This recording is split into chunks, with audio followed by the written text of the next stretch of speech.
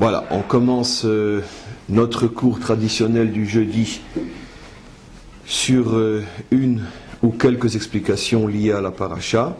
On est aujourd'hui le 20 août et le 30 Av. Ce cours est à la mémoire de Eliezer Leiser Abarbanel. Et donc, on commence tout de suite. On est donc Parashat Shoftim. Dans Parashat Shoftim, il y a énormément de sujets qui sont évoqués.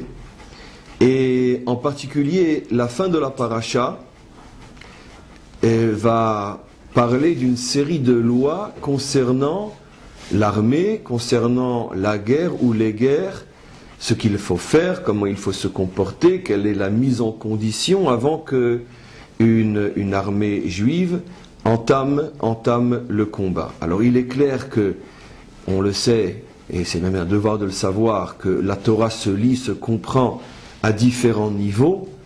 Le niveau, ce qu'on appelle le pshat, le sens littéral, le contexte, donc qui sert de cadre au niveau de la formulation de la loi et de son message. Ça c'est le premier niveau, mais il y a différents niveaux de plus en plus élevés, de plus en plus profonds, où on essaye on pourrait dire de comprendre à quoi cette notion fait allusion, même à des niveaux qui n'ont plus rien à voir avec, on pourrait dire, la guerre concrète, soldat contre soldat, mais à des niveaux peut-être plus spirituels, plus moraux, au niveau de la morale, par exemple, le combat entre un homme et ses mauvais penchants, ou le combat d'un homme et toutes les difficultés, toutes les épreuves, tous les obstacles de l'existence, qui sont aussi des formes d'ennemis qui veulent le détruire. Et donc il est clair que lorsque un juif étudie la Torah, s'il n'est pas soldat et s'il n'est pas en guerre, il ne doit pas se dire, je ne suis pas concerné par ce passage, je n'ai pas l'âge d'être un soldat, ou je n'ai jamais été un soldat, je ne serai jamais un soldat. Il doit ensuite poser la question, mais ce passage étant dans la Torah, il est clair qu'il concerne chaque homme et chaque femme dans toutes les générations, là où il se trouve, indépendamment du contexte dans lequel le message est exprimé. Et donc c'est pour ça que, évidemment, l'interrogation doit être de comprendre le sous-entendu, comment il s'applique à moi, ce qui serait donc l'esprit qui se faufile, qui se cache derrière la lettre. Et donc en ce qui nous concerne, il est clair que c'est ce qu'on va essayer de faire. Et on va, bien sûr, on ne pourra pas parler de tout ce qui est dit au sujet donc des guerres, sur le plan réel ou sur le plan plus spirituel, mais on va prendre un passage qui nous intéresse aujourd'hui. C'est le passage suivant.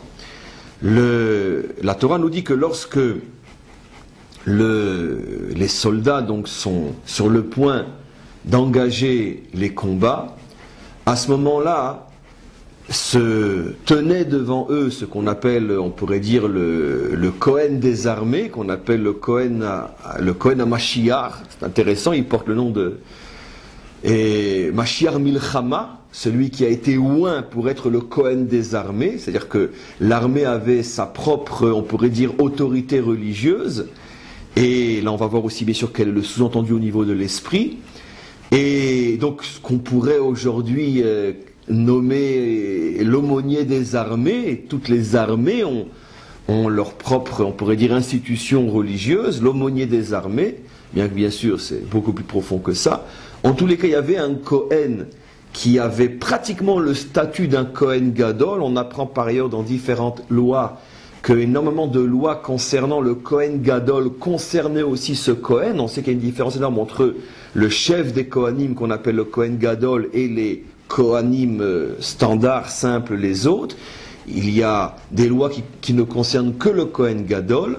Et le Kohen Mashiach Milchama, celui qui était donc nommé à la tête des armées, sur le plan bien sûr moral et spirituel, était aussi touché, avait pratiquement les mêmes privilèges, le même statut que le Kohen, qui lui est plutôt, on pourrait dire, préposé à la spiritualité pure et dure, authentique, c'est-à-dire au temple. Et donc on voit déjà là quelque chose d'assez extraordinaire, si on essaye de capter le message, le fait qu'on aurait pu croire, on aurait pu dire, vu de l'extérieur, que, on peut comprendre que l'armée a besoin de sa propre représentation morale et spirituelle, justement pour atténuer un petit peu le côté animal, violent, bestial, qui par nature se trouve dans l'armée et que donc il y a une autorité spirituelle qui essaye de montrer l'exemple et un modèle beaucoup plus élevé que généralement ce qui se passe dans une armée. Bon, ça on peut comprendre, mais on n'aurait pas imaginé que ce Cohen-là est vu par la Torah comme pratiquement le représentant, on pourrait dire, suprême de la spiritualité juive, ce qui est le statut du Cohen Gadol. On les met pratiquement au même niveau. Comme pour bien nous faire comprendre, c'est toujours le message fondamental traditionnel dans la Torah, qu'il n'y a pas de coupure, il n'y a pas de séparation dans la Torah entre le haut et le bas, c'est-à-dire entre le temple et un champ de bataille. C'est-à-dire le temple incarne l'endroit par excellence de la spiritualité pure, on pourrait dire presque même déconnecté de ce monde matériel, car comme on le sait, le temple lui-même avait un statut, on pourrait dire, hors temps, hors espace. Il y avait constamment et en permanence, en tous les cas dans les bonnes années, tel que le Talmud le rapporte, des miracles en permanence dans le temple. Entre autres, un miracle permanent dans le premier temple, qui ne s'est plus reproduit dans le deuxième, c'est que, comme je vous l'ai déjà expliqué des dizaines de fois, les maîtres font remarquer que les mesures en largeur des deux Kruvim, des deux anges, des deux effigies d'anges, qui étaient dans le Saint des Saints, au milieu desquels il y avait le Aaron, et on sait que les anges avaient leurs ailes qui étaient donc étendues, et donc si on fait le compte de la largeur d'une extrémité d'aile du premier ange à l'extrémité d'aile du deuxième ange, avec aussi la largeur de l'arche qui était entre les deux, on s'aperçoit, puisque les chiffres sont donnés dans la Torah, que la largeur était beaucoup plus grande que la largeur elle-même pas du temple, mais en tout cas de cette salle qu'on appelle le Saint des Saints. Et donc comment c'est possible de rentrer 2 mètres dans 1,50 m? Et la réponse des maîtres est de dire que quoi? À Aaron benes aya omed, que le Aaron ne prenait pas de place. Ça veut dire que les 1 mètre et quelques qui normalement devaient être prises par le Aaron, par l'arche, n'étaient pas comptabilisables. Ça veut dire qu'il y avait un miracle, comme si l'arche était en dehors de l'espace. Et donc, comme on sait que l'espace et le temps sont liés, automatiquement, cette déconnexion de l'espace est aussi une déconnexion par rapport au temps. On retrouve la déconnexion, j'allais oublier, par rapport à l'espace, dans cet enseignement aussi livré par les maîtres. D'ailleurs, n'importe lequel d'entre nous peut faire un calcul extrêmement simple. La Torah, d'un côté, ordonne à tout Israël de se trouver au temple et de rentrer dans la cour du temple pendant les 3 fêtes. Les mesures de la cour du temple sont données dans le livre de Shlomo Ameler, au moment où il a construit le temple. Et on s'aperçoit tous que si on veut faire rentrer, on imagine plusieurs dizaines de millions de personnes, car tout le Ham Israël, on sait qu'à l'époque de Shlomo Ameler, il y avait à peu près 50 millions de juifs dans le Proche-Orient, tout simplement parce que le peuple juif avait énormément prospéré et fructifié. On se mariait avec plusieurs femmes, on se mariait jeunes, etc. Donc très vite, on est arrivé à des dizaines de millions de juifs dans le grand Israël de l'époque. Et donc la question se pose, comment est-il possible de faire entrer tellement de personnes en 7 jours ? Surtout que c'est pas seulement ça, c'est que tout le monde aussi devait rentrer le premier jour qui est le jour principal, le jour de Yom Tov. Ainsi que le dernier jour qui est aussi un jour de Yom Tov. Donc comment est-il possible de faire rentrer le premier jour, même en 7 jours, des dizaines de millions de personnes? Et donc cette question est posée dans le Talmud. Et quelle est la réponse? Une réponse aussi folle que le Talmud, de dire il y avait un miracle, c'est qu'en vérité on rentrait tout le monde et la cour était élastique. Et donc elle arrivait à contenir tout le monde. Ça veut dire que dans une cour qui, normalement, ne pouvait contenir, on va dire, que 30 ou 40 000 personnes, on pouvait mettre 300 000 ou 350 000 personnes, et on faisait donc on séparait l'ensemble de ceux qui étaient là en 3 groupes, et en 3 groupes, on arrivait à faire entrer peut-être 10 ou 15 ou 30 millions de personnes. C'est absolument incroyable, d'accord? Et on ne peut pas y croire par le seul biais de la logique, mais nous y croyons parce que nous sommes des fous. Et comme on l'expliquait hier, fou, fils de fou, ou plutôt croyant, fils de croyant. En tous les cas, on voit donc que le temple était complètement en dehors de l'espace. Il était aussi complètement en dehors du temps, puisque comme on le sait, le rythme du temps tel que nous le vivons à l'extérieur du temple, par exemple la semaine et le Shabbat, ce rythme-là n'était pas véritablement respecté à l'intérieur du temple, volontairement bien sûr, puisque comme on le sait, dans le temple, on avait le droit, même le Shabbat, de faire des travaux nécessaires au temple, bien que ces travaux sont, entre parenthèses, interdits le Shabbat. Comme par exemple, il y avait des sacrifices à porter le Shabbat, et donc on consumait des animaux sur le feu le Shabbat, pour ne parler que de ce travail-là, qui est bien sûr un interdit absolu le jour de Shabbat, de manipuler le feu, de brûler, de consommer quoi que ce soit. Donc ce qui prouve que le temple lui-même fonctionnait à un niveau hors temps, par rapport au temps que nous connaissons. Donc on imagine que le Kohen Gadol, celui qui est nommé pour être à la tête des Kohanim dans le temple, le Kohen Gadol sur lequel il est dit qu'il ne pouvait pas quitter le temple, on pourrait dire gratuitement, il fallait vraiment qu'il ait une raison inimaginable pour avoir le droit de quitter le temple. Il faisait partie intégrante du temple, bien sûr il y vivait là-bas avec sa famille, au point que la halakha rapporte que même s'il perdait un parent proche, comme un père, une mère, un fils ou une fille, à plus forte raison, un frère ou une sœur, il n'avait même pas le droit de quitter le temple pour pouvoir aller leur rendre honneur jusqu'à leur dernière demeure. Pourquoi? Pour bien nous faire sentir que le Kohen Gadol est un homme qui lui aussi est hors homme. Il n'appartient pas aux catégories humaines connues, car il est dans un endroit qui est hors espace, qui est hors temps et qui est hors homme. Et donc tout va de pair. Donc vous imaginez, on pourrait dire, la grandeur incroyable de cet homme, en tous les cas dans les bonnes années, car on a eu aussi, c'est évident, énormément de charlatans qui se sont pris pour des Kohanim Gedolim, et il y en a eu énormément.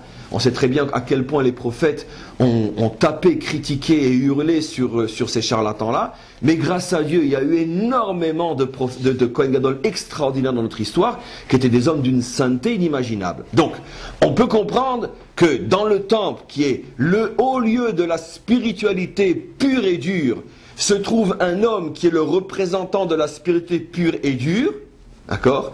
Mais, à l'autre extrême, le Kohen qu'on va nommer à la tête des armées d'Israël, qui lui se trouve dans le temps le plus temporel, dans l'espace le plus espace, et aux côtés d'hommes les moins hommes possibles, si j'ose m'exprimer ainsi, on le verra d'ailleurs la semaine prochaine, que c'est clair que dans un soldat, un militaire se trouve confronté à des situations, des épreuves qui réveillent en lui des instincts animaux inimaginables.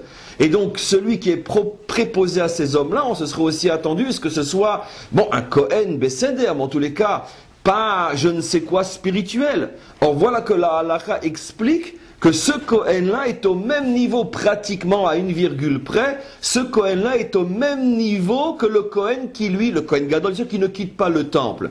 Qu'est-ce qu'on comprend de là? On revient encore une fois sur la définition extrêmement juive, qui est de dire que pour la Torah, la séparation entre le haut et le bas est inacceptable et intolérable. Le haut est en bas et le bas est en haut, c'est-à-dire que tout est dans tout. Hachem Elokeinu, Hachem Echad, Dieu est un, et l'unité signifie qu'il n'y a aucune raison de faire une séparation entre le haut et le bas, et ce n'est pas parce que tu es en bas que tu es autorisé à, on pourrait dire, à t'habiller à l'intérieur du bas et te déconnecter du haut. Tu dois être capable, même en bas, d'exprimer toutes les forces du haut. Et d'une certaine manière, on voit de là que le Kohen à Mashiach, donc Mashiach Milchama, avait donc une force peut-être encore beaucoup plus grande que le vrai Kohen Gadol. C'est que le vrai Kohen Gadol, bon, c'est vrai que c'est pas tout le monde qui peut arriver à être un homme hors homme, qui vit dans un espace hors espace et dans un temps hors temps. C'est pas tout le monde. Mais une fois qu'il est arrivé là-bas, bon, ben, il vit malgré tout maintenant dans un contexte qui lui permet d'entretenir ce niveau-là. Tandis que le Mashiach Milchama, qui lui se trouve véritablement sur le champ de combat, qu'on appelle ça, sur le champ de bataille, et qui côtoie des hommes qui nécessairement sont durs et un petit peu sanguinaires et cruels, car on n'est pas soldat, on n'est pas soldat avec des pantoufles de velours, ça c'est clair. Et donc automatiquement on aurait pu imaginer que cet homme-là, en contact avec ce genre de communauté lui-même, on pourrait dire, se désaffine et s'animalise.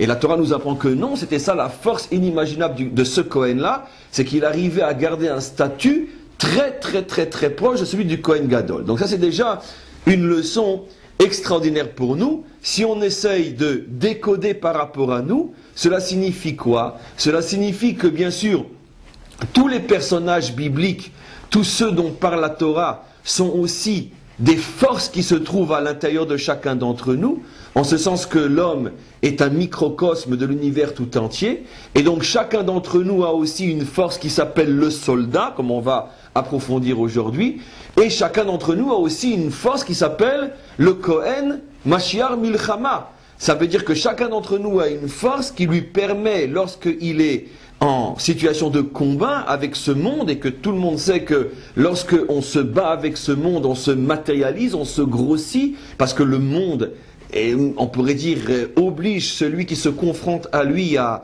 se matérialiser. Tu ne peux pas aborder le monde avec de l'amour et de l'eau fraîche, c'est absolument impossible.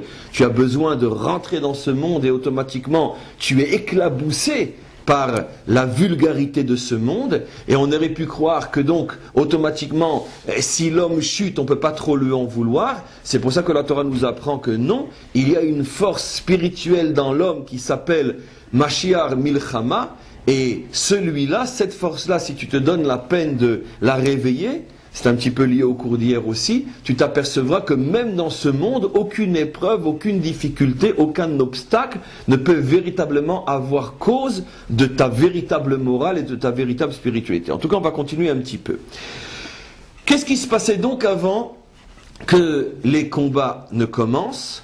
Le Kohen, ce Kohen Gadol, donc prenait la parole devant toute l'armée, et à ce moment-là, il les mettait en garde, si j'ose dire, et il leur disait, en utilisant plusieurs formules, bon, j'ai pas le texte devant les yeux, mais c'est pas, ça c'est très important, mais en tout cas aujourd'hui, c'est pas important de voir chaque mot, comment qu'il les dit, mais en tous les cas, globalement, il leur disait, sachez, et je vais exprès l'exprimer selon véritablement le contexte de la Torah écrite et surtout de la halacha, au niveau de la Torah orale, il leur disait, sachez qu'il est absolument interdit d'avoir peur. Celui qui aura peur commet une faute, commet une transgression, et celui qui commet, donc celui qui a peur, encore une fois, commet une faute et commet une transgression, et n'a aucune garantie qu'il sortira vivant de ce combat, et bien au contraire, celui qui arrive à n'éprouver aucune peur, aucune angoisse, aucune crainte, et qui arrive à, on pourrait dire, à effacer de sa mémoire toute attache à ce monde qui pourrait justement l'affaiblir, une pensée sur sa femme, une pensée sur ses enfants, une pensée sur ses amis, sur ses parents, son père, sa mère, etc. Tout celui qui arrive l'imroc à effacer totalement le souvenir de toute attache émotionnelle à ce monde et qui se bat véritablement en ne pensant qu'à une seule et unique chose, se battre, vaincre et remporter la victoire, celui-là est assuré, disait le Kohen, qu'il sortira de ce combat sans la moindre égratignure et qu'il retrouvera dans le shalom total tous ceux qu'il a effacés de sa mémoire pendant le combat. Donc on voit que d'un côté, pour l'instant je n'analyse pas plus que ce que je dis, ou à peine plus, qu'est-ce que le Kohen leur dit? Le Kohen leur dit, sachez que, et il prend donc une responsabilité assez extraordinaire, parce que qu'est-ce que le Kohen est en train de dire? Ou plutôt, qu'est-ce que la Torah demande au Kohen de dire? C'est pas le Kohen qui prend la responsabilité, c'est la Torah, c'est donc Dieu lui-même.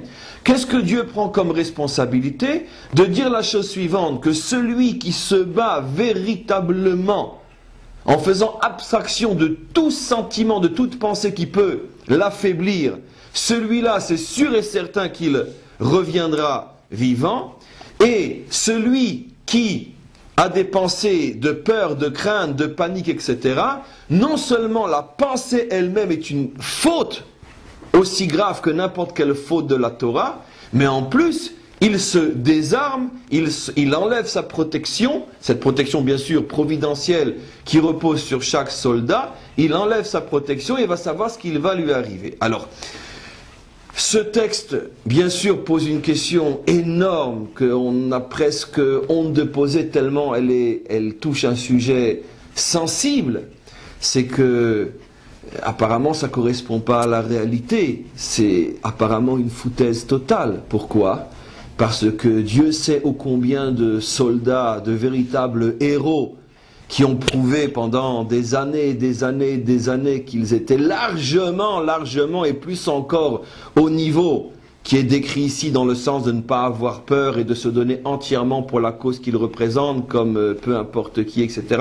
Comme c'est délicat ce que je dis maintenant, je préfère ne pas citer de nom, mais Dieu sait que notre jeune nation ne peut plus compter le nombre de ce genre de héros qui ont donné leur vie, qui ont laissé une femme et des enfants, alors qu'il n'y a pas le moindre ombre de doute qu'ils correspondaient parfaitement et plus encore à la bonne description dont parle le texte. Et vice-versa, on sait très bien qu'il peut y avoir des lâches, des peureux, etc., qui malgré tout s'en sont sortis et ils pleuraient, ils tremblaient pendant le combat, ils sont cachés dans un coin et puis ils sont revenus à la maison. Donc de quoi on parle ici? Ça c'est la première question.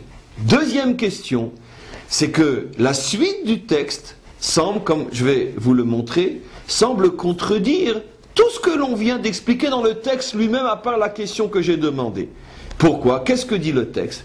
Le texte dit qu'après avoir donc, on pourrait dire, gonflé ses soldats, gonflé dans le bon sens du terme, gonflé les soldats, le Cohen continuait, il disait que tout celui qui vient d'épouser une femme, parce qu'on ne savait pas, tout le monde était appelé, tout le monde était recensé, mais après on faisait une sorte de tri, que tout celui qui vient de se marier n'a pas encore eu le temps vraiment de consommer son mariage, qu'il retourne à la maison. Que tout celui qui vient de planter une vigne et qui n'a pas encore eu le temps d'en profiter, qu'il retourne à la maison. Que tout celui qui vient de construire une maison, qui n'a pas encore eu le temps de l'habiter, qu'il retourne à la maison. Que tout celui qui a peur, 4, qu'il retourne à la maison. Pourquoi? Parce que s'il reste, ces gens-là, ils vont affaiblir les troupes. Pourquoi? Que celui qui pense à sa jeune fiancée qu'il vient à peine d'épouser, qui n'a pas encore eu le temps de vivre avec, à quoi il pense? À elle, à elle, à elle. Et pendant qu'il pense à elle, à elle, à elle, il va recevoir une balle. D'accord? De même celui qui pense à sa vie, celui qui pense à sa maison, ou tout simplement celui qui a peur, qu'il retourne à la maison. Alors, il y a apparemment une contradiction.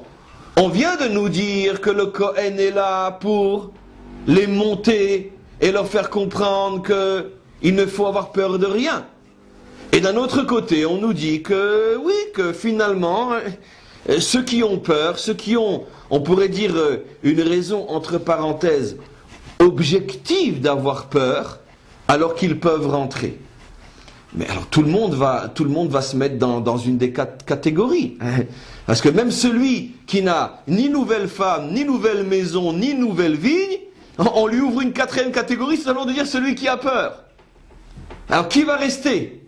Donc apparemment, ceux qui vont rester, c'est de toute façon des commandos, des baroudeurs.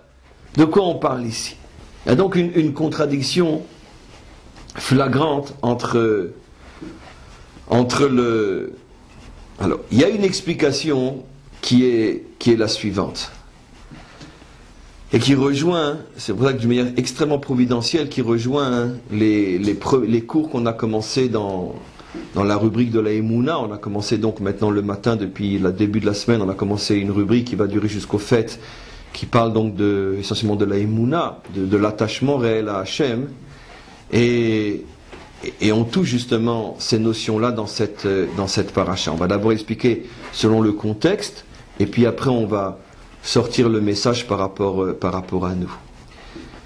C'est clair que Dieu dirige son monde, on pourrait dire, sur deux voies, deux autoroutes, ou deux chemins, appelez-le comme vous le voulez. Il y a une première voie qui s'appelle ce que dit la Torah, et c'est défini par la Torah, avec des règles. Et il y a une voie qui est au-dessus de cette première voie, qui, elle, échappe complètement aux définitions de la Torah. Et cette deuxième voie, en vérité, elle s'enracine très, très, très, très, très haut, à un niveau de la sagesse divine que l'homme ne peut en aucun cas comprendre. Et cette voie-là, si vous le voulez, c'est la voie de la Emouna. Dans le langage des cours qu'on a commencé jusqu'à hier, je dirais que la première voie, c'est la voie de l'intellect, ce qu'on a appelé dans les cours du matin la Bina, mais l'intellect tel qu'il est défini dans la Torah, bien sûr, pas l'intellect de l'homme de la rue, mais l'intellect véritable, c'est-à-dire l'intelligence véritable telle qu'elle est définie dans la Torah. Et il y a un niveau encore beaucoup plus haut, qui est le niveau qu'on appelle la Emouna, qui lui, on pourrait dire, emprunte, ce niveau-là emprunte une voie qui échappe complètement à l'intelligence humaine. Et je vais expliquer. La Torah nous révèle déjà quelque chose d'extraordinaire, mais, comme je vais vous le démontrer, appartient à la voie de l'intellect et non à la voie de la Emouna. Qu'est-ce que la Torah révèle? La Torah révèle, et c'est une notion que 99% des hommes ne connaissent pas, la réalité qui t'entoure agit sur toi en fonction de la manière dont tu l'aperçois. J'ouvre juste une parenthèse. De plus en plus d'études sont faites maintenant au niveau, on pourrait dire, de la science psychologie ou même de la science de la science pure, et qui commencent à explorer ce domaine-là, où on se rend compte qu'il y a une interaction énorme entre tout simplement le fait de voir ou de penser et la manière même dont se comporte le monde que je vois et auquel je pense. Par exemple, il y a des expériences très connues qui ont été faites et prouvées, qui ont d'ailleurs entraîné un prix Nobel il y a quelques années, que selon que des particules, ou je ne sais pas exactement, qu'on met dans une machine et qu'on fait avancer, peu importe, selon qu'elles évoluent sous l'œil du savant qui observe, ou qu'elles évoluent alors qu'il n'y a personne dans la pièce pour vérifier ce qui se passe dans la machine, ces particules-là n'évoluent pas de la même manière. C'est-à-dire qu'elles ne suivent pas le même chemin, si je veux m'exprimer d'une manière extrêmement grossière, puisque je suis loin moi-même de comprendre dans les détails ces notions-là, mais en tout cas je suis sûr de ce que je dis. C'est-à-dire que même dans mon expression grossière du phénomène, qu'est-ce qui se passe? Supposons que si le savant regarde à l'intérieur de la machine, les particules qui sont jetées dans ce canon vont emprunter le chemin droit, et si il n'y a personne pour regarder le chemin qu'elles empruntent, elles vont prendre le chemin gauche. On a refait ces expériences dans des endroits différents des milliers de fois, on s'aperçoit que c'est toujours le même phénomène. Qu'est-ce qu'on en a conclu? Ça a été d'ailleurs une étude qui a valu un prix Nobel, c'est qu'il semblerait que le simple fait qu'un homme regarde influence la réalité. De là, vous pouvez imaginer les implications philosophiques, psychologiques, spirituelles et morales d'une découverte pareille. C'est une découverte pour les savants d'aujourd'hui. Ce secret est écrit au moins depuis 3500 ans, entre autres, pas seulement, mais entre autres, dans le passage qu'on évoque aujourd'hui.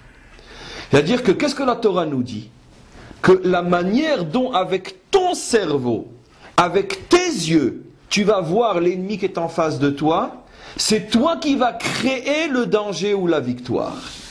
Si tu le vois comme quelqu'un qui peut te faire du mal, si ton cerveau s'émeut des êtres que tu ne reverras peut-être pas, aussi incroyable que cela soit, c'est toi qui vas créer le danger et le coup d'épée que tu vas recevoir. Mais si tu n'as aucune pensée qui t'affaiblit, et si tu vois l'ennemi qui est en face de toi comme une illusion que tu peux écraser par le seul souffle de ta bouche, il devient une illusion et tu l'écrases même sans ouvrir la bouche. Cette notion revient des dizaines de fois dans la Torah. Je pourrais vous rapporter, par exemple, l'un des passages les plus connus où cette notion revient, c'est au sujet de la faute des explorateurs. Où là-bas Rashi rapporte un commentaire des maîtres fondé sur une allusion dans les versets, où Dieu dit, ou plutôt Moshe, sous l'inspiration bien sûr de Dieu, dit au Ham Israël, sachez que si vous n'aviez pas fait la faute des explorateurs, nous n'aurions même pas eu besoin de sortir, de dégainer notre épée. Le simple fait que nous soyons postés à la frontière de Canaan aurait jeté une telle peur, une telle panique aux habitants qu'ils auraient pris la fuite sans demander leur compte.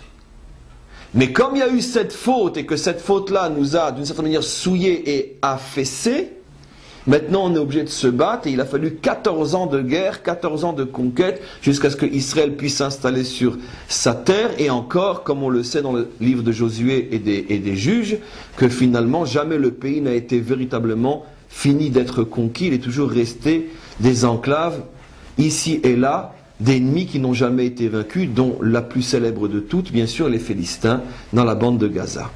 Et donc, on voit que, là encore, le même phénomène. Ce sont les mêmes hommes, les mêmes soldats. En quoi la faute va faire que? Mais l'explication est très simple. À partir du moment où les explorateurs ont dit, et c'est ce qu'ils ont transmis, nous étions à leurs yeux comme des sauterelles. C'est-à-dire que nous sommes vus comme des faibles. Et bien c'est devenu une réalité, nous sommes devenus des faibles. Mais tant que les explorateurs n'avaient pas dit nous sommes à nos propres yeux comme des sauterelles, tant que Israël se voyait comme un géant et eux des sauterelles, c'est cette vision qui créait la réalité en fonction. Je dis encore une fois, c'est une notion inimaginable. On l'entend, on pourrait dire elle est intéressante sur le plan intellectuel, mais on est tous à des années-lumière de la vivre. Parce que le cours est fini, chacun rentre chez lui, la première difficulté, on fait dans la culotte. Pourquoi? Pourquoi? Parce que on ne se rend pas compte que la difficulté n'existe que par rapport à nous. C'est nous qui lui donnons crédit, oui ou non.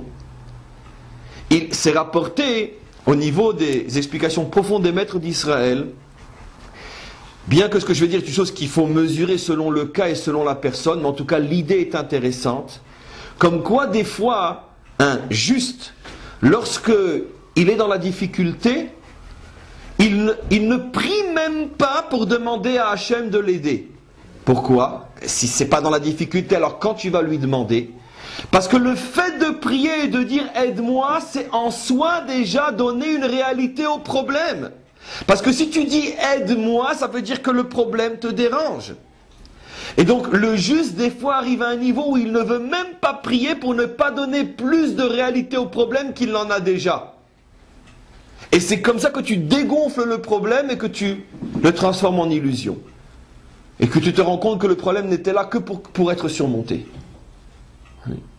Et donc c'est une notion dont les applications sont inimaginables. Le jour où je comprends une fois pour toutes qu'il n'y a pas d'ennemi dans ce monde, l'ennemi est produit par ma manière dont je me vois et je le vois, et c'est une sorte de rayonnement cérébral qui crée la réalité, chose qui, il est absolument certain, sera reconnue et établie comme une vérité scientifique très prochainement, parce que de plus en plus on travaille sur cet aspect profond de la réalité, mais ce secret-là est inscrit depuis 3500 ans dans la Torah, et était connu déjà depuis Abraham, Isaac et Yaakov, et peut-être même Adam Arishon. Il n'y a pas de réalité objective. Ce qui veut dire que si tu as pris un coup, tu as eu mal et tu t'es écroulé, prends en toi à ton cerveau, mais non à celui qui t'a donné le coup, si j'ose dire. Pourquoi?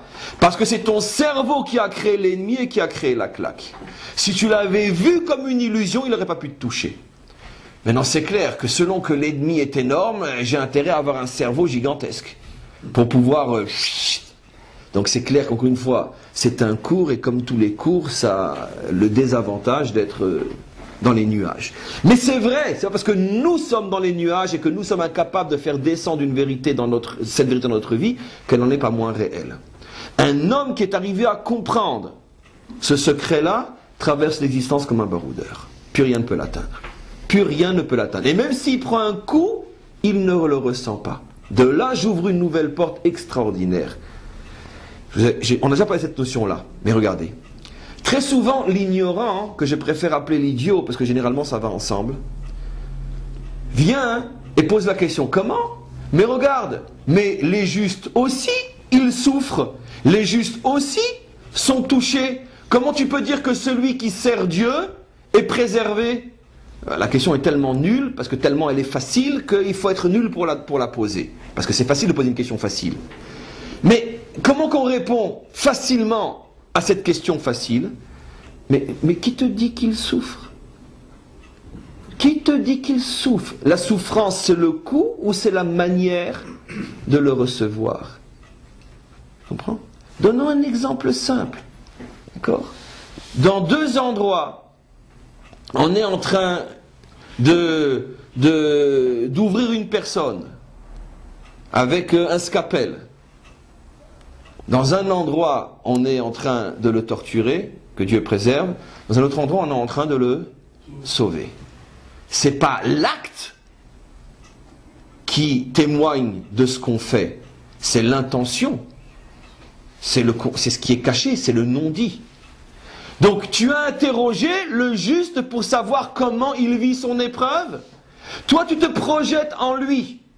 Parce que tu te dis, si moi j'avais ce qu'il a, c'est clair que je m'écroulerais. Et moi je vivrais ça comme une punition. Et donc c'est intolérable de la part de Dieu, s'il est juste. Lui est celui qui a l'air de souffrir.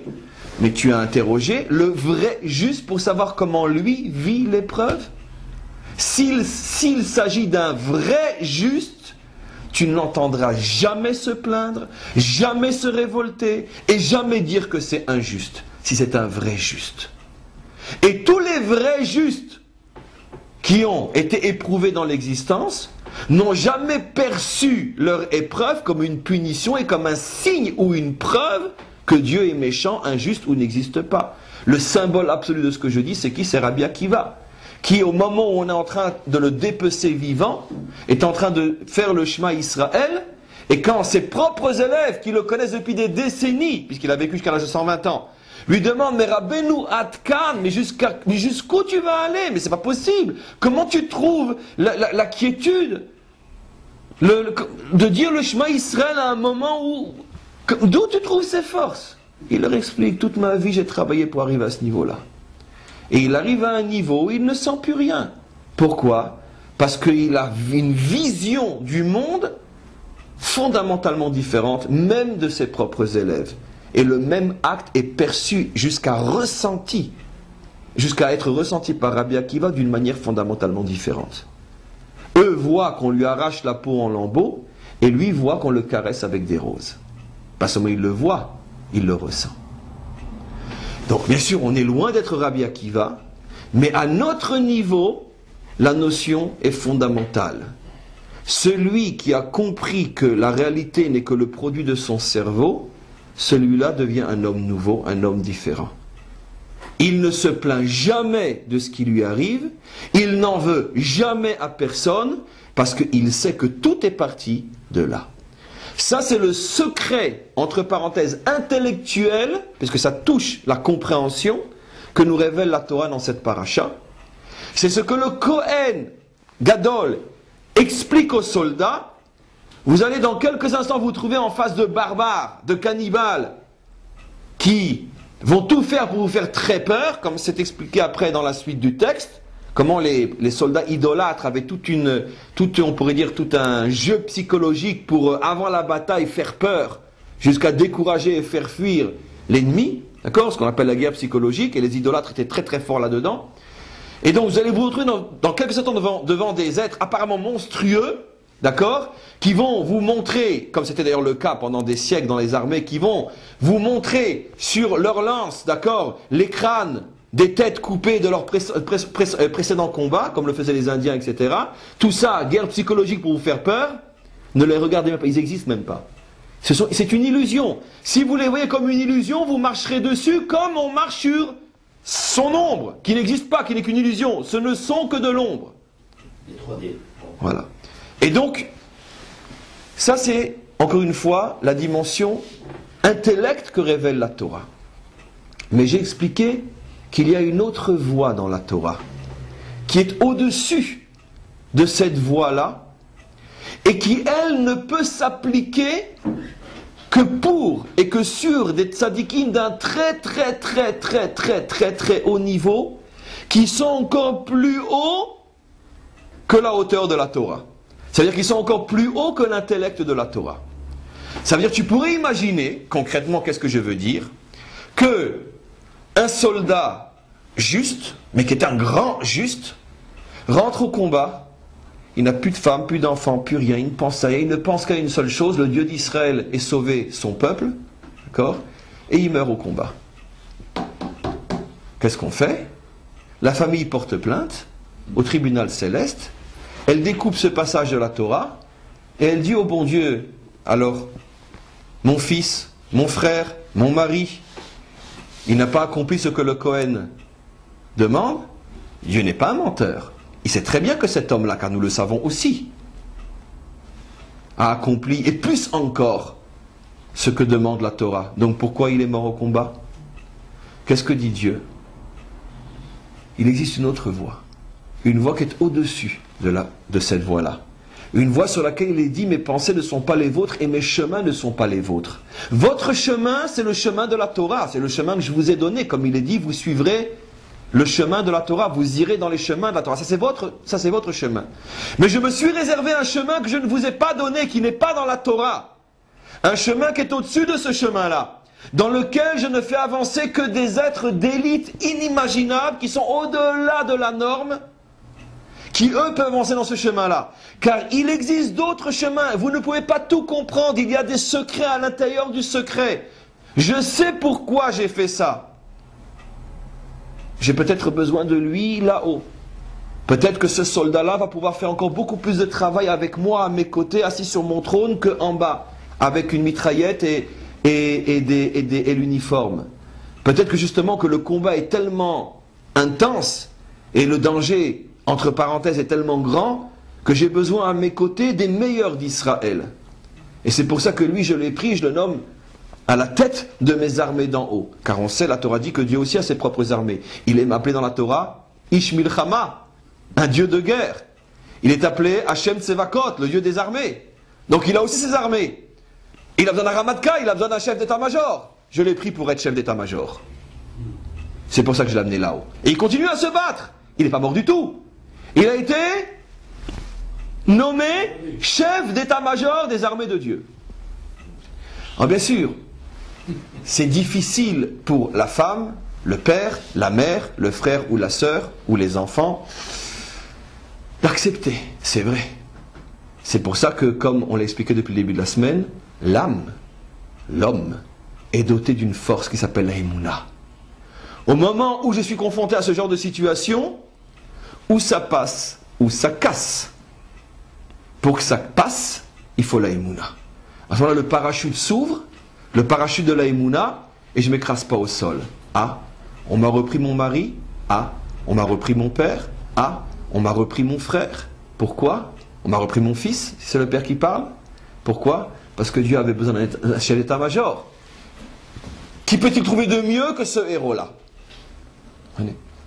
Donc, bien sûr, j'explique ça de manière extrêmement imagée, mais c'est la clé fondamentale de l'existence. Maintenant, pourquoi je dis que c'est la Emouna? Parce que celui qui n'accepte pas la force de la Emouna n'acceptera jamais ce que je dis. Pourquoi? Parce qu'il dira non, je regrette, c'est injuste, c'est pas normal, et pourquoi cette femme doit souffrir, pourquoi les enfants doivent être son père, pourquoi le père doit enterrer son fils de 20 ans, pourquoi? Non. C'est sûr qu'au niveau de l'intellect pur, on restera toujours sur pourquoi, d'autant plus que si on a le malheur de connaître ce passage que je suis en train d'expliquer qui dit tout le contraire, c'est-à-dire qui dit que celui qui ne pense qu'à se battre sans peur sera sauvé, alors on ne peut pas s'en sortir. De là la preuve qu'il existe un niveau qui est au-dessus de la Torah elle-même, la Torah ne définissant que la dimension intellect, mais il existe une nouvelle voie qui s'appelle la Emouna. Mais sur cette voie ne peut marcher que des justes d'un niveau inimaginable, même si ce n'est qu'un soldat de 28 ans. Il avait déjà, sans le savoir, ou en le sachant peut-être, une âme inimaginable. Alors maintenant on va continuer, on va avancer encore un petit peu. J'avais posé la question, mais il reste encore un problème, qui est, puisqu'il faut donc avoir ce niveau de Emouna et de savoir, enfin plutôt non, ce niveau de connaissance plutôt, et de savoir que c'est mon cerveau qui influence la réalité qui m'entoure, ou bien le niveau de Emouna, que peut-être que je suis un tellement grand soldat que peut-être va savoir Hachem décidera de faire de moi son chef d'état-major, mais dans les deux cas de figure, de toute façon, je sors vivant. Parce que où je sors vivant? Dans ce monde, où je sors vivant? Dans l'autre monde, mais de toute façon, je sors vivant. Alors pourquoi la Torah prévoit qu'on laisse rentrer les nouveaux mariés, les nouveaux constructeurs, les nouveaux trucs, et puis tous les faiblards et les lachetons? Pourquoi? De là, on apprend aussi un principe fondamental, qui est encore une des clés, si pas la deuxième clé fondamentale de la Torah. La Torah n'est pas une religion fanatique. La Torah n'est pas extrémiste. La Torah est humaine. La Torah dit des vérités. Mais il y a des vérités qui, bien qu'elles soient vraies, ne sont pas faciles à atteindre et à vivre. Et la Torah ne vient pas avec un bâton pour dire « c'est la vérité, avancez ». La Torah dit « c'est la vérité ». Mais si vous ne vous sentez pas au niveau de cette vérité, eh bien rentrez chez vous. Attention, danger, tête de mort. Waouh, monsieur le rabbin, mais c'est extraordinaire ce que vous dites. Vous savez, j'ai du mal à manger de la matzah à Pessah. Ça m'est très difficile, j'aime tellement la petite baguette parisienne trempée dans mon café au lait, avec un peu de camembert dessus, je vous dis pas. D'accord. Monsieur le rabbin, le cochon, c'est tellement bon. Un jambon beurre, c'est impossible, j'ai pas le niveau. Monsieur le rabbin, cette femme, c'est la femme de ma vie. Il y a juste un problème, c'est qu'elle est déjà mariée. Mais je peux pas, j'ai pas le niveau. Donc ce que je dis, c'est la porte ouverte à la catastrophe. Si je suis en train d'expliquer que la raison pour laquelle les soldats qui ont peur ou nouveaux maïsards peuvent rentrer à la maison, bien qu'on vient de dire exactement le contraire, il ne faut pas avoir peur. On les laisse rentrer à la maison parce que la Torah est humaine, la Torah est compréhensible, la Torah n'est pas un dogme, la Torah n'est pas une foutaise de barbarie fanatique. La Torah comprend l'homme, la Torah veut aller avec l'homme, pas sans l'homme. La Torah a été donnée aux hommes. Donc n'importe qui face à n'importe quelle loi va venir et va dire je peux pas, je ne peux pas. Surtout que je vous réserve une surprise avec la paracha la semaine prochaine où on va effectivement rentrer encore plus dans ce problème-là de je ne peux pas, histoire des Yefat Toar, comme on va voir. Cette femme, donc, etc. Ça, c'est la semaine prochaine. Donc, en tous les cas, comment qu'on comprend quelle est la différence? Quand c'est que j'ai le droit de dire je peux pas, et quand c'est que j'ai le droit de dire je peux? Quand? Première réponse, simple mais fondamentale. Il y en a deux au moins. Première réponse. C'est la Torah qui définit quand c'est que tu peux, quand c'est que tu peux pas. La Torah accepte le principe de je ne peux pas, mais c'est pas toi qui décides quand tu peux, quand tu peux pas. Comme on le voit dans cette affaire-là. Qui c'est qui dit et qui définit ceux qui ne peuvent pas? C'est le Kohen. C'est pas que tout d'un coup, après que le Kohen ait parlé, il y a des dizaines de soldats qui lèvent le doigt et qui disent Monsieur le rabbin, moi je viens d'épouser une nouvelle femme. Monsieur le rabbin, moi j'ai peur. Monsieur le rabbin, j'ai oublié de fermer la porte de ma maison. Non, c'est pas ça ce qui se passe. Il n'y a pas de monsieur le rabbin. Tout le monde est là et se tient comme des soldats, personne ne bronche. Et c'est le Kohen qui lui dit voilà, sachez que j'autorise un tel et un tel à rentrer à la maison. Maintenant, mieux que ça, parmi les un tel et un tel qu'on a autorisé à rentrer à la maison, qu'est-ce qui se passe, demande la halakha, si un jeune marié dit mais moi je veux rester quand même, qu'est-ce qu'il fait? Bien sûr qu'il reste, évidemment qu'il reste. Pourquoi? Parce que c'est pas sûr que tout jeune marié veut rentrer à la maison. On l'autorise à rentrer à la maison, mais c'est pas à lui de décider dans quel cas il ne peut pas. C'est la Torah qui décide. Pourquoi c'est la Torah qui décide? Parce que celui qui a créé l'homme connaît les mécanismes les plus profonds, les plus secrets de l'homme, et la Torah sait ce qui peut clocher chez l'homme et ce qui ne doit pas clocher chez l'homme. La Torah sait qu'aucun juif au monde, parce que qui mieux que Dieu qui a créé le juif sait comment le juif fonctionne, aucun juif au monde ne peut venir et dire « je ne peux pas me passer de baguette à Pessah, je ne peux pas me passer de jambon beurre ». Un animal peut dire ça, mais pas un juif. Donc, chasse l'animal qui est en toi, et tu verras que le juif en toi n'a aucun problème avec le jambon beurre. Aucun problème. Simplement que quoi? Qu'on va t'aider à devenir un juif et ne plus être un animal. Mais il n'y a pas d'excuse à ce niveau-là. Aucun juif ne peut dire je l'aime, elle m'aime, mais elle est mariée. Qu'est-ce qu'on fait? Non, un animal peut dire ça. En vérité, dire ça, c'est une insulte pour les animaux. Même un animal pourrait se retenir. Mais la Torah sait qu'il n'y a pas de je ne peux pas dans ce genre de choses. Elle définit quand, elle définit ce qui est permis et ce qui est interdit. Vous allez me dire, alors on est revenu sur le fanatisme? Non, on n'est pas revenu sur le fanatisme. Pourquoi? Parce que le fanatisme, c'est quoi le fanatisme? Quelle est la définition du fanatisme, mes amis? Apprenez-la, elle est claire et absolue et incontournable. Le fanatisme, c'est de soumettre sans restriction aucune l'homme à ce que je pense, à ce que je sais, à ce que je crois être la vérité. Djihad. Ça, c'est le fanatisme. C'est la vérité, tout le monde, vivant ou mort. C'est la vérité. La Torah refuse fondamentalement cette vérité. ce genre de vérité. Et la Torah dit non, il y a des vérités vraies, mais je n'oblige pas tous les hommes à la suivre. Mais d'un autre côté, c'est la porte ouverte à la catastrophe. Il faut bien qu'il y ait un modérateur, il faut bien qu'il y ait un arbitre. Alors, c'est normal que ce soit celui qui connaît qui connaît mieux l'homme plus que tout autre psychologue sur terre, Dieu lui-même qui nous a créés, c'est normal que c'est lui qui définisse les règles du jeu. Mais le principe de la permission de ne pas vivre au niveau de la vérité, ce principe démontre que la Torah n'est pas un fanatisme. Qu'est-ce que j'ai gagné comme enseignement? J'ai gagné comme enseignement que dans ma vie de tous les jours, je dois moi aussi fonctionner de cette manière-là. Je connais la vérité et je vois que tu ne la suis pas. Comment je me place entre ma vérité et toi? Je n'ai jamais le droit de dire « c'est la vérité, t'as qu'à l'accepter ». Ça, je n'ai jamais le droit de le dire. Peut-être que je suis dans une catégorie où la Torah autorise celui qui n'est pas au niveau à ne pas suivre la vérité. Et donc tout de suite, je dois me poser la question, dans quelle catégorie je suis?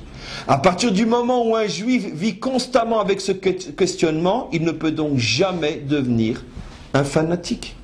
C'est pour ça que notre religion a pu traverser l'histoire, parce qu'elle s'est dotée de garde-fous anti-fanatisme qui font qu'elle a survécu à l'histoire et elle a vu autour d'elle monter, descendre et détruire et se détruire les plus grandes religions de l'histoire parce qu'elles avaient tous ce virus du fanatisme.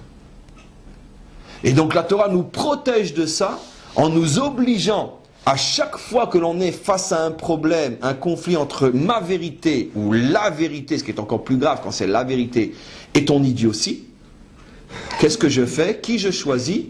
Voilà. Prenons un domaine extraordinaire où la Torah nous a déjà montré globalement, je parle globalement parce que dans les détails c'est interdit d'appliquer ce que je dis à la lettre, mais globalement au niveau de l'idée, un domaine dans lequel la vérité est sacrifiée pour l'individu, dans le problème du Shlom Bayit, la paix dans le couple. Pour la paix dans le couple, qu'est-ce que disent nos maîtres? Que Dieu est prêt à effacer lui-même son nom divin pour qu'il y ait la paix entre un homme et une femme. Dieu est prêt jusqu'à aller effacer son propre nom, c'est-à-dire se mettre de côté. Si son nom doit être un obstacle, alors il se met de côté. Et c'est pour ça qu'on sait que dans le domaine de Shlom Bayit, de la paix dans le couple, on fait énormément de concessions tant que le couple peut être préservé. Encore une fois, je ne dis qu'une idée globale interdit pour chacun qui m'entend de l'appliquer selon sa propre réflexion dans la vie de tous les jours. Il faut pour ça aller voir un maître qui sait, qui comprend et qui peut expliquer. Mais l'idée reste vraie. Ça, c'est un domaine, par exemple, où on voit que généralement sur la balance vérité-concession, la balance penche toujours du côté concession quand ça touche l'homme et la femme. Pourquoi pas l'homme et l'homme aussi? Comment? Dans l'homme et l'homme aussi beaucoup, mais pas autant. Pourquoi? Parce que la relation fondamentale, absolument essentielle et nécessaire, c'est la relation homme-femme. Sans elle, il n'y a rien. On voyait dans certaines guerres que quand il y avait le shalom, même si c'était des idolâtres, il y avait le shalom dans les guerres d'Israël, il y avait le shalom, la redoute entre des armées, oui. Et c'était des idolâtres, ils gagnaient les guerres, il n'y avait jamais de mort pendant ces guerres-là. Et donc dans d'autres guerres où il y avait des gens extrêmement d'un niveau spirituel, et eux malgré tout il y avait une synatrinum qui existait, il y avait des morts dans la guerre. Tu as 100% raison, c'est pour ça que j'ai dit que ce principe est vrai généralement dans les relations humaines, mais là où encore une fois c'est exprimé clairement sous forme de loi même.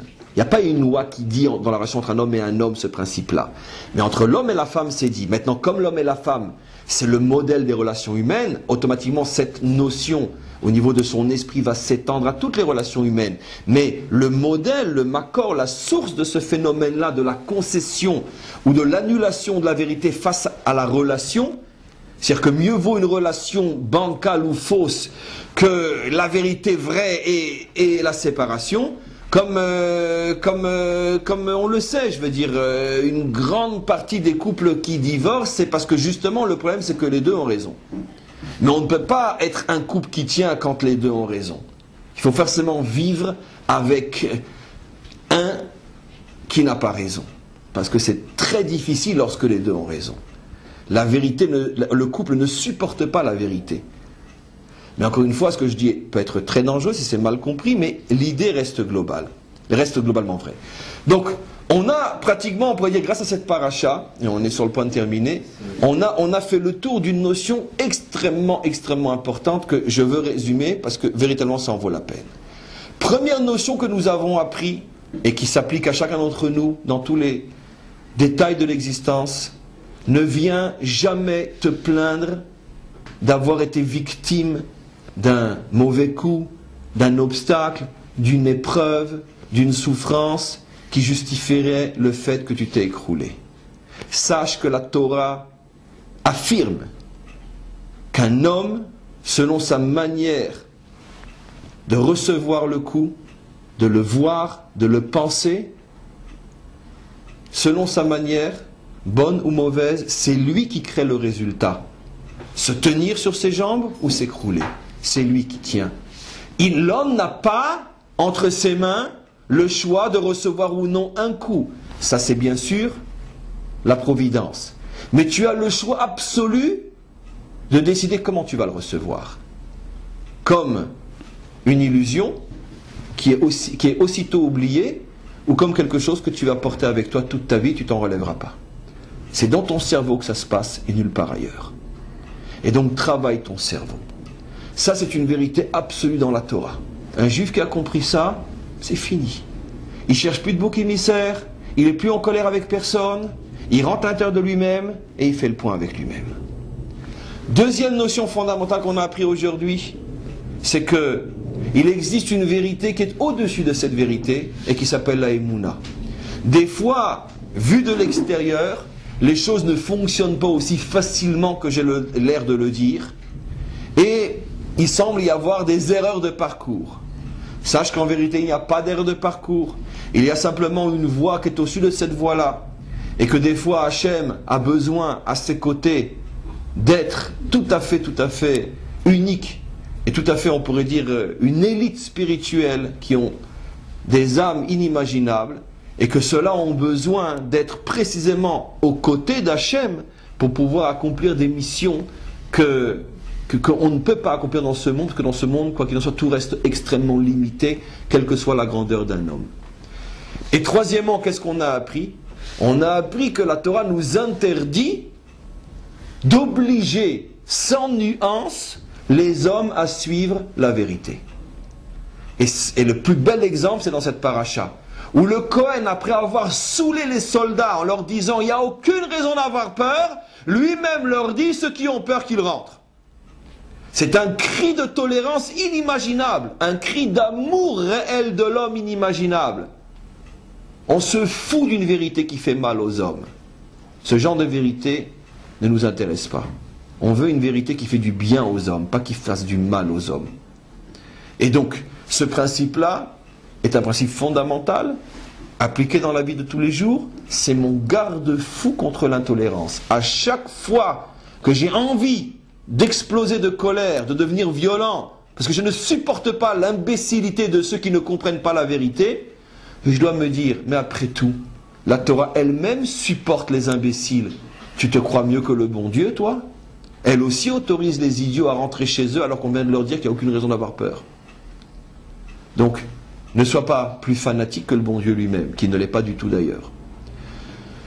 Voilà pour le cours d'aujourd'hui, il y a énormément de choses à méditer et on se souhaite tous un très bon Shabbat Shalom et on se revoit dimanche Bezrat Hashem.